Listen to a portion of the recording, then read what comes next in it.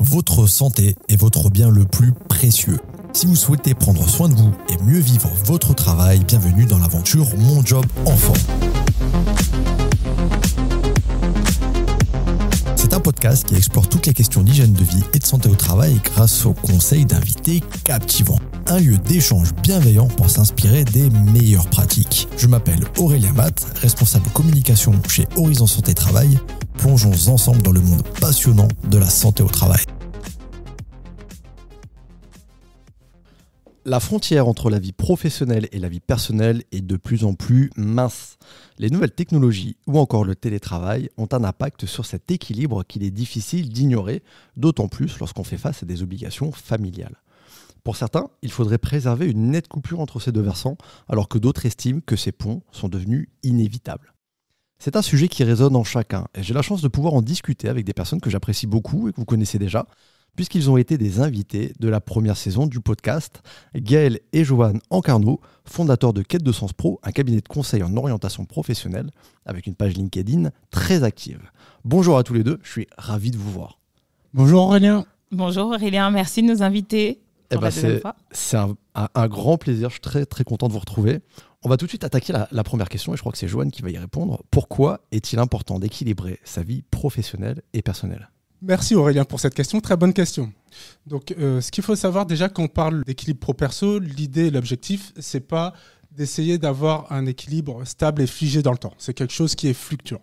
En fait, ça va dépendre de notre disponibilité physique, émotionnelle et mentale. Pourquoi c'est important ? C'est parce que notre corps, c'est une super machine, mais elle a des besoins. On a besoin d'interaction, on a besoin de repos, de distraction.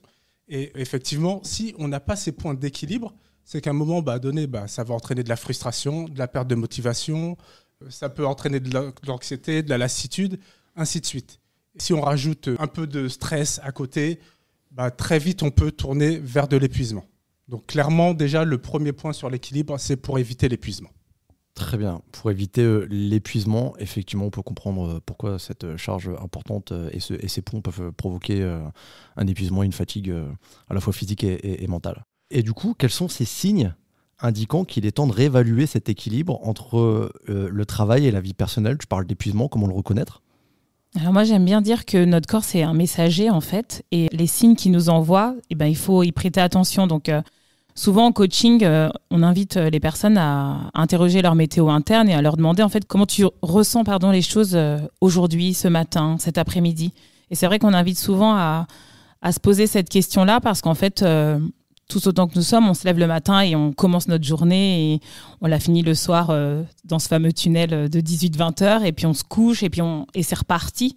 Et sans forcément prêter attention à ces mots qui sont pour moi des messages de notre corps. Donc ça peut passer par des maux de ventre, des maux de dos, des maux de tête. Enfin, souvent même, il y a des expressions que l'on a dont on ne prête pas forcément attention comme ça me prend la tête, j'en ai plein le dos, etc. Et en fait, tout ça, pour moi, ce sont déjà des signes que notre corps est en train de nous indiquer que, tiens, là, il y a un petit faisceau lumineux. Alors, il n'est pas toujours alarmant de prime abord, mais par contre, quand il commence à s'installer dans le temps, c'est là que j'invite sérieusement à s'interroger et à voir comment on peut apaiser ces mots, en fait. Il peut y avoir un sentiment de culpabilité si la balance penche davantage vers le travail ou vers la vie personnelle. Comment surmonter ce sentiment ? Des fois, on se dit, tiens, je suis avec ma famille, mais là, je suis un peu en train de travailler, ou inversement. Comment surmonter ça ? Ouais, comme on disait précédemment, c'est vrai que l'équilibre, en fait, c'est quelque chose de fluctuant et de variable. Donc, la première chose pour déculpabiliser, en fait, c'est déjà d'accepter que tout ne soit pas fixe et rigide. Comme effectivement, on n'a pas une vie perso et une vie pro, on a une vie globale dans laquelle le pro s'invite et inversement. Donc c'est vrai qu'on est maintenant de nos jours, comme tu l'avais dit en introduction, sur une vie où le pro s'invite dans le perso et le perso dans le pro. C'est vraiment un bel ensemble. Donc par rapport à ce sentiment de culpabilité, c'est déjà vraiment d'accepter que l'un rentre dans l'autre et pas que les deux soient des choses totalement scindées. Pour vous, la vie pro-vie perso, c'est pas forcément séparable. Il y a forcément des ponts. C'est incontournable aussi, selon vous. Oui, pour moi, en tout cas, personnellement, maintenant que je l'expérimente depuis 4 ans, ça a été vraiment une forme de pression au départ. Et aujourd'hui, je dirais depuis 1 an maintenant, j'ai accepté en fait que ma vie perso soit diamétralement confondue avec ma vie pro. Et en fait, ça te lève de pas mal d'injonctions aussi, de penser que voilà, il y a des semaines parfaites où il faut être d'un côté la maman, d'un côté l'épouse, d'un côté la chef d'entreprise. Et en fait, moi en tout cas, ça m'a apaisée de me dire bah non, en fait, c'est comment dire un peu le challenge de chaque instant, mais de plutôt se dire bah là, il y a un temps pour ça. Et j'accepte et je reconnais que bah oui, il va y avoir peut-être un léger débordement, mais c'est OK. Et en fait, plus tu t'alignes avec ta propre vision de ton équilibre, mieux finalement tu abordes tes journées. Ouais, c'est ça. C'est vraiment aussi, c'est prendre en compte qu'on fait du mieux qu'on peut avec les moyens qu'on a à disposition. On n'est pas des super hommes, des super femmes, mais on fait au mieux. C'est vraiment ça l'idée et c'est déjà déculpabilisant et c'est une idée aussi d'un équilibre. Complètement.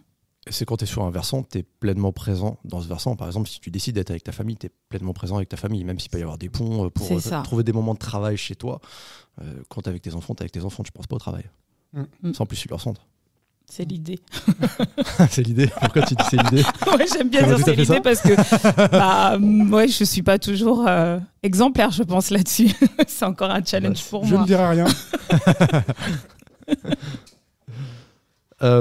Et alors, comment on peut faire pour gérer efficacement notre temps, pour concilier ses responsabilités professionnelles et les activités personnelles? Justement, alors je vais m'y atteler sur cette question-là parce que, comme je le disais là, pour moi, c'est vraiment mon défi de tous les instants. Mais je dirais que c'est justement d'apprendre à s'approprier ce temps-là. Avant, j'avais vraiment cette perception de me dire, il y a un temps pour tout. Pendant que les enfants sont à l'école, je travaille. Et puis dès qu'ils arrivent, je referme le PC. Et puis je suis vraiment disposée pour eux. Et je me suis rendu compte que finalement, c'était pas un rythme qui me convenait parce que on peut être là physiquement, mais pas être disposé mentalement. Donc, il a fallu aussi que j'accepte et que je les accompagne à leur dire, en fait, maman, elle est là à vos côtés, mais elle a encore du travail, elle a encore des choses à faire. Donc, aujourd'hui, je travaille plus du tout de la même manière. Je ne m'en excuse plus d'ailleurs de laisser aussi ce travail-là prendre un peu plus de place parfois dans notre sphère personnelle. Mais mes enfants restent mon garde-fou. Donc, à un moment donné, ils ont tout à fait aussi le droit de dire attention là, stop. En fait, il y en a marre à un moment donné de l'entreprise et on aimerait bien retrouver notre mère. Donc, je leur permets ça aussi et moi, ça m'aide. Et finalement, je trouve qu'on avance tous ensemble dans ce cheminement parce que, encore une fois, on peut se mettre des alertes, on peut délimiter des temps de travail, des espaces. Mais dans les faits, je trouve que c'est pas toujours évident. Et quand je parle avec mes confrères et mes consoeurs, on est plutôt nombreux à se retrouver plutôt de cette manière-là que de se dire alors, on suit vraiment de manière exemplaire les 10 conseils pour gérer efficacement son temps de travail et son temps personnel. Et tu disais tout à l'heure, il faut savoir s'écouter, mais d'après là ton retour aussi, il faut aussi écouter les signaux venant de l'environnement, et là notamment tes enfants. Complètement. Ouais, c'est pas mal. Je vais juste. Non, mais je vais compléter. Non, je suis pas d'accord. Non, mais je valide quand même ce qu'elle a dit. On va pas rentrer dans l'intimité, mais il y a un point aussi que je trouve qui est aussi important. T'as pas abordé, c'est le temps pour soi, le temps qu'il faut prendre et s'accorder. Complètement. Parce qu'effectivement, on a toutes ces étiquettes. Là, tu l'as dit, t'es mère, t'es chef d'entreprise et tout, mais t'es aussi, toi, à un moment donné, on est, nous, personnes en tant qu'humains, nous-mêmes, et il faut reprendre conscience et connaissance qu'on doit aussi faire les choses pour soi. Il y a des moments où on a besoin de temps pour soi, pour faire des activités, pour vraiment se reconnecter à soi-même, et c'est important. Et dans l'équilibre, c'est un des pans aussi qui est un des plus importants. Oui, tu parlais tout à l'heure de culpabilité et ça va aussi avec ça, d'accepter aussi peut-être que tu te lèves un matin et que tu te dis, bon, j'avais prévu plusieurs choses à réaliser, puis finalement, j'écoute mon corps et je ressens que ça va pas le faire, ça sera pas aujourd'hui parce que j'ai pas l'énergie, parce que j'ai pas l'envie. Et d'accepter par exemple de faire une journée off et de chiller sans culpabilité, ça aussi c'est un vrai défi pour les entrepreneurs. Et donc ça passe par ça aussi, s'écouter, c'est aussi accueillir, accepter et de se dire finalement je fais de mal à personne, j'accepte et puis je réajuste après sur le reste de ma semaine, sur le reste de mon mois en fonction des objectifs que je m'étais fixés. Et tu disais tout à l'heure qu'il y a des grandes pratiques pour délimiter sa vie pro, perso, mais que ça restait quand même assez abstrait et qu'en réalité c'était un petit peu difficile à appliquer. Est-ce que tu as quand même des petites astuces ou des petites stratégies qui fonctionnent ou alors pas du tout? Alors, ce que j'ai pu expérimenter qui fonctionne aujourd'hui, c'est quand même de tenir un planning détaillé de toutes mes tâches. Et quand je parle de mes tâches, je parle aussi de mes tâches personnelles. C'est-à-dire qu'aujourd'hui, j'ai un planning. Alors, il fait mal aux yeux quand tu le regardes, hein, mais j'ai vraiment tout intégré. Ça passe par mes tâches ménagères, mes engagements personnels avec mes enfants, les activités extrascolaires et toutes mes missions liées à mon activité.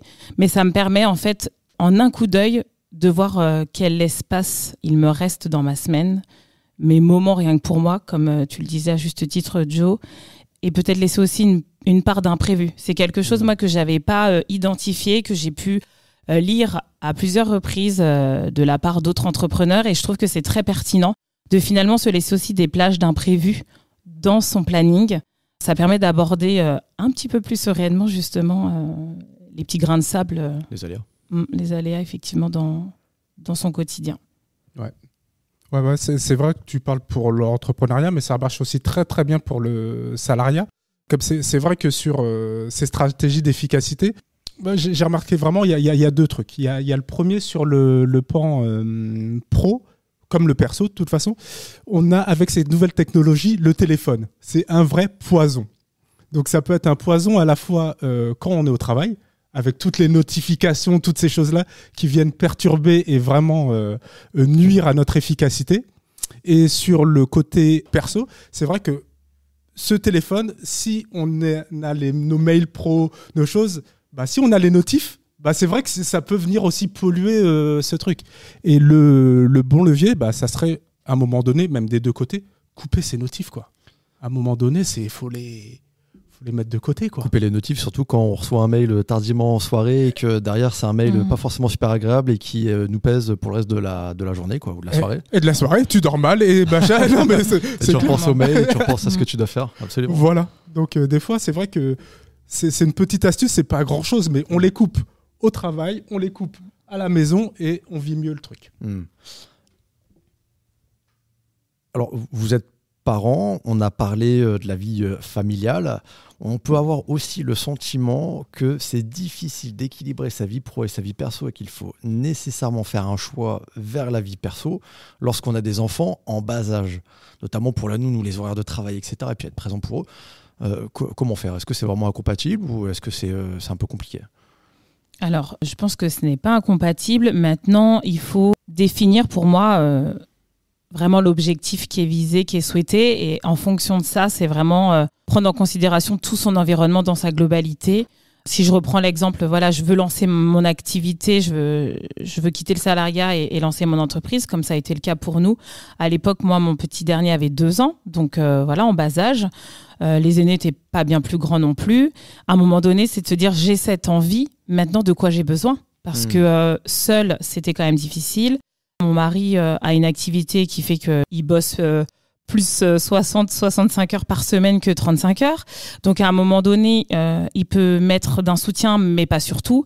Donc, qui je vais chercher autour de moi qui va pouvoir m'aider en fait à vivre ce projet-là, en tout cas à le rendre réaliste. Donc, je pense que moi, c'est le conseil que je donnerais à n'importe qui, que ce soit pour lancer son activité comme pour tout projet, c'est quel que soit l'âge de ses enfants, au contraire, c'est de prendre en considération leur âge et de te dire de quoi je vais avoir besoin pour mener à bien mon projet en fonction, effectivement, comme tu le dis, de leur âge. Si j'ai besoin de renforts supplémentaires, c'est aussi ça, auprès de qui je peux me tourner.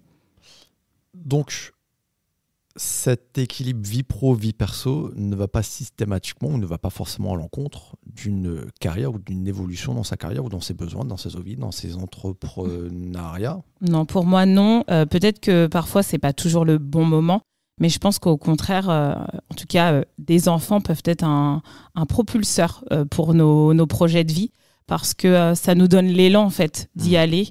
À un moment donné, bien entendu, nos enfants, enfin moi je pars du principe que nos enfants veulent qu'on se sente bien et il vaut mieux oser, quelle que soit la finalité, que de poursuivre à leur côté en plein de remords ou de regrets, parce que finalement ça vient entériner un peu notre personnalité, notre personne en fait. Et je préfère me dire, moi je voudrais laisser comme trace sur cette terre, ou en tout cas dire à mes enfants que c'est possible et au moins d'oser y aller, quelle que soit la finalité, plutôt que de leur laisser une image que c'est impossible et ne perds pas ton temps à tester, en fait. Comment peut-on encourager une culture du respect des limites et de l'équilibre au sein des organisations? Et quel est le rôle des employeurs dans la promotion de ce principe? Question facile. Ouais, super facile. Question très très facile. Mon avis sur la question, je pense que ça serait bien qu'on arrête en fait avec le présentéisme. Si tu veux, c'est que pour moi, on peut être présent physiquement, mais absent mentalement. En fait, les entreprises, elles ont tendance à se dire que il faut que les gens soient présents et comme ça, ils sont beaucoup plus productifs. Alors que c'est totalement faux. Il y a une phrase que j'aime bien, c'est si tu cultives le présentéisme, en fait, tu récoltes l'absentéisme. C'est vraiment ce principe de se dire que, à force de vouloir faire rester les gens, en fait, ils vont finir par se désengager, par plus être motivés et par perdre le sens de ce qu'ils font et pourquoi ils le font. Parce qu'il n'y a pas de raison d'être beaucoup plus présent pour rien. En fait, alors que si on axe vraiment sur l'efficacité, à se dire on veut que les gens soient efficaces, on veut limiter les temps perdus, on veut limiter les réunions qui ne servent à rien, et là, en fait, tout le monde a y gagné. À la fois sur notre efficacité, sur le temps qu'on se dégage pour soi.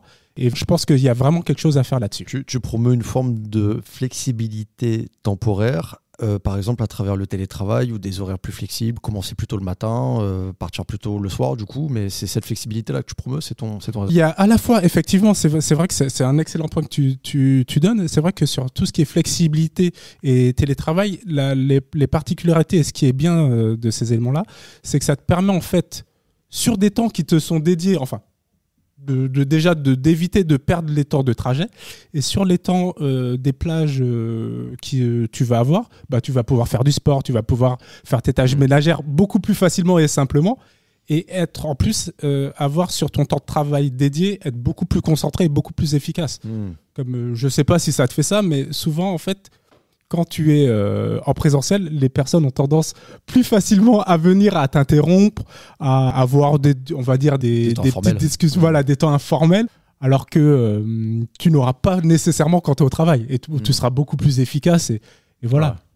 Ah, absolument. Et là encore aussi, c'est une question d'équilibre entre la vie sociale d'une entreprise et aussi la concentration qu'on peut avoir chez soi. Encore une fois, c'est une question d'équilibre. Exactement. Ouais, tout est question d'équilibre en fait. Au final, c'est ce qu'on voit. C'est le thème, je crois. C'est le thème. Et puis d'ailleurs, c'est une excellente conclusion. Carrément. Donc, merci à tous les deux merci à toi, d'être intervenus. Encore une fois, un grand plaisir. Merci énormément. Merci. Merci pour cette invitation. C'est cool. Toujours un plaisir de venir dans vos locaux. Avec plaisir. Le plaisir est partagé. Puis à très bientôt pour un nouvel épisode. Au revoir. Très bien. Au revoir. Au revoir.